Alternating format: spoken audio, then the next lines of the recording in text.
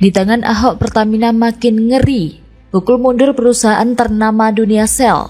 Ditulis oleh tim redaksi jurnal, dikutip dari berbagai sumber.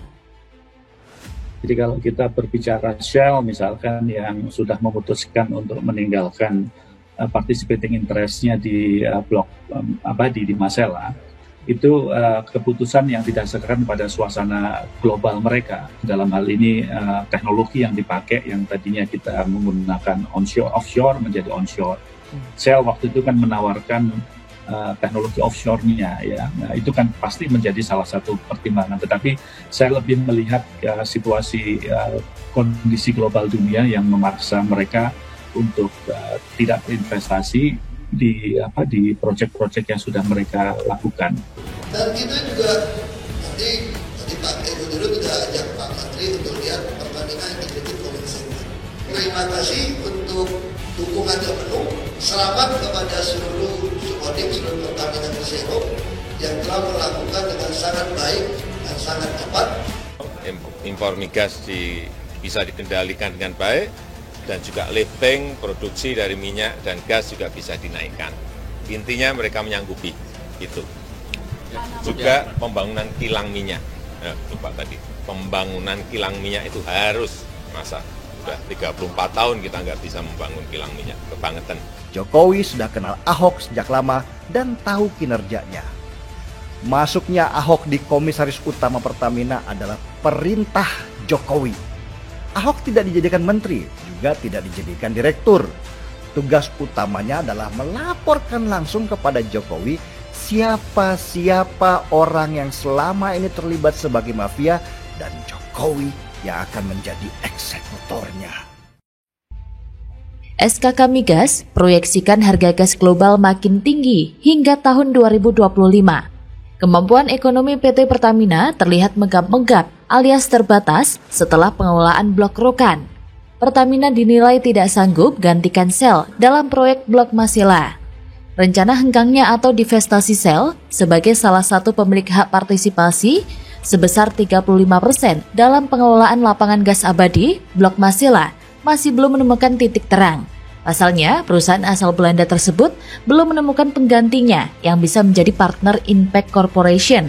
Semula, Shell merencanakan untuk mundur sejak tahun 2020 karena menilai proyek Masela kurang kooperatif dibandingkan dengan portofolio proyek mereka di negara-negara lain. Ketua Komisi 7 DPR RI, Sugeng Parwoto, menyebutkan Shell ingin mundur setelah Plan of Development atau POD budget ditetapkan. Seperti diketahui, POD budgetnya dari 13 miliar US dollar menjadi sekitar 19 miliar US dollar. Sedangkan Shell memegang hak partisipasi sebesar 35%. Hengkangnya Shell memunculkan asumsi apakah PT Pertamina bisa menggantikan posisi Shell. Sugeng beranggapan jika kemampuan ekonomi PT Pertamina sebenarnya sanggup untuk berinvestasi pada blok yang telah ditemukan sejak 20 tahun lalu ini, yaitu sekitar 6 miliar US dollar sesuai proporsi PE Shell. Namun dalam kenyataannya, kemampuan ekonomi PT Pertamina terlihat megap-megap alias terbatas dalam mengelola blok Rokan. Dia mengaku akan senang jika blok Masela bisa dikelola pihak nasional. Sekarang saja Pertamina sudah mengelola hulu migas di Indonesia sebesar 65%. Namun ia mengingatkan agar bersikap realistis. Saat ini, Indonesia masih membutuhkan Foreign Direct Investment atau FDI, khususnya di sektor migas yang dianggap penting, karena investor-investor tersebut akan menumbuhkan investasi. Seiring meningkatnya tren energi bersih, membuat teknologi carbon capture, utilization, and strong atau CCUC untuk menjadi fasilitas yang wajib disediakan di blok Masela untuk dikembangkan. CCUC juga menjadi salah satu syarat Shell jika benar-benar ingin lepas dari proyek blok Masela, karena Shell baru bisa menjual PE-nya jika implementasi CCUC benar-benar dilakukan. CCUC sendiri adalah kegiatan mengurangi emisi gas rumah kaca yang meliputi pemisahan dan penangkapan emisi karbon. Kemudian emisi karbon tertangkap, diangkut ke tempat penyimpanan atau ke zona target injeksi dengan aman dan permanen sesuai kaidah keteknikan yang baik. Permasalahan seperti ini akan dapat diselesaikan dengan mudah oleh Basuki Cahayapurnama alias Ahok. Hal itu diungkapkan oleh mantan Direktur Pertamina yang saat ini menjabat sebagai Kepala Satuan Kerja Khusus Pelaksana Kegiatan Hulu Minyak dan Gas Bumi atau SKK Migas, Dwi Sucipto. Dwi merasa optimis keberadaan Ahok sebagai Komisaris Utama Pertamina dapat membawa iklim investasi yang baik di BUMN itu. Rekam jejak Ahok yang selalu memiliki pemikiran baru dan keberanian dibutuhkan Pertamina. Ia mencontohkan ketika Ahok menjadi Gubernur DKI Jakarta, membangun infrastruktur yang semula hanya wacana, akhirnya terrealisasi. Untuk mendukung upaya itu, diperlukan investasi dan kehadiran Ahok bisa mempercepat penangkapan potensi. Bahkan pada kunjungan kerjanya ke Maluku pada akhir tahun 2021 kemarin, Ahok membicarakan proyek strategis nasional di Maluku, termasuk pembangunan Blok Masela. Selain bertemu beberapa petinggi Pertamina di Ambon, Ahok juga akan berdialog langsung dengan Gubernur Maluku, Murad Ismail, dan Wali Kota Ambon, Richard Lew Hinapesi, untuk mendukung dan memastikan ketersediaan energi di Maluku, termasuk menjadikan Maluku sebagai penyedia gas abadi melalui Blok Masela. Di sisi lain, pemerintah berharap Blok Masela dapat memberikan kontribusi tambahan produk gas bumi setara 10,5 juta ton per tahun atau MTPA. Produksinya terdiri dari 9,5 juta ton LNG per tahun dan gas pipanya sebesar 150 juta standar kaki kubik per hari. Selain produksi gas, pengembangan blok itu diharapkan dapat menciptakan efek berganda bagi industri pendukung dan turunan di dalam negeri dalam rangka mendukung perekonomian nasional.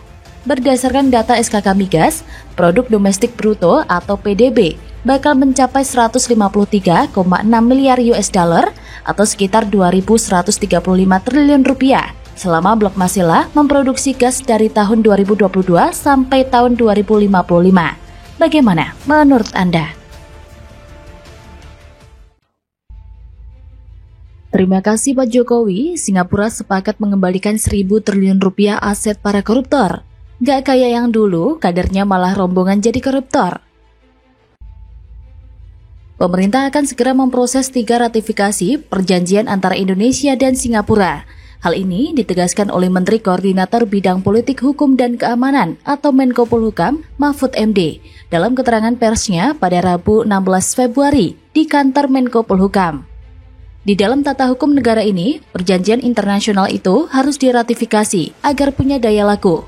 Oleh sebab itu, pemerintah memutuskan agar segera memproses ratifikasi perjanjian yang harus ke DPR. Mahfud mengingatkan, sebelumnya yaitu pada tanggal 25 Januari 2022, lalu pemerintah telah melakukan perjanjian kerjasama antara pemerintah Indonesia dengan Singapura dalam 3 hal. Pertama, perjanjian Flag Information Region atau FIR, kemudian Defense Cooperation Agreement, dan perjanjian ekstradisi. Menurut Mahfud MD, 3 ratifikasi antara Indonesia dan Singapura akan menguntungkan kedua negara, terutama dalam penegakan hukum. Menurut Mahfud MD, 3 ratifikasi antara Indonesia dan Singapura akan menguntungkan kedua negara terutama dalam penegakan hukum.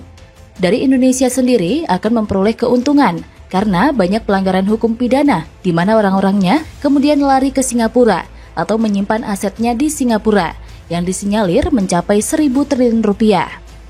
Untuk diketahui, proses ratifikasi perjanjian antara Singapura dan Indonesia telah berjalan cukup lama. Pemerintah mengaku bersyukur atas terlaksananya ratifikasi di awal tahun ini. Dengan adanya ratifikasi, menurut Mahfud, kejahatan terhadap Indonesia yang ada di Singapura maupun sebaliknya dapat segera diproses secara hukum. Dari kejahatan terhadap Indonesia yang ada di Singapura, bisa diserahkan ke Indonesia untuk bisa diadili atau dihukum, kemudian Indonesia juga bisa mengembalikan orang-orang Singapura yang melakukan kejahatan untuk bisa dihukum dan diadili di Singapura. Terkait hal tersebut, pemerintah Singapura sempat marah, disebut sebagai surga koruptor oleh Deputi Penindakan KPK Karyoto. Singapura lantas mengungkit soal perjanjian ekstradisi dengan Indonesia pada era Presiden Susilo Bambang Yudhoyono. Mulanya, Kemlu Singapura mengungkit bantuan CPAB terhadap KPK, salah satunya terkait bantuan untuk memanggil bagi orang-orang yang hendak diperiksa KPK. Singapura juga memfasilitasi kunjungan KPK ke Singapura pada bulan Mei 2018 untuk mewawancarai orang yang berkepentingan dengan penyelidikan mereka. Singapura juga mengungkit perjanjian ekstradisi dan perjanjian kerjasama pertahanan sebagai satu paket pada bulan April 2007. Penandatanganan itu disaksikan oleh Presiden Susilo Bambang Yudhoyono dan PM Lee Hsien Loong. Namun, kedua perjanjian tersebut masih menunggu ratifikasi oleh DPR. Di sisi lain, anggota Komisi 3 DPR, Habibur Rahman, meminta pemerintah segera menangkap koruptor yang bersembunyi di Singapura.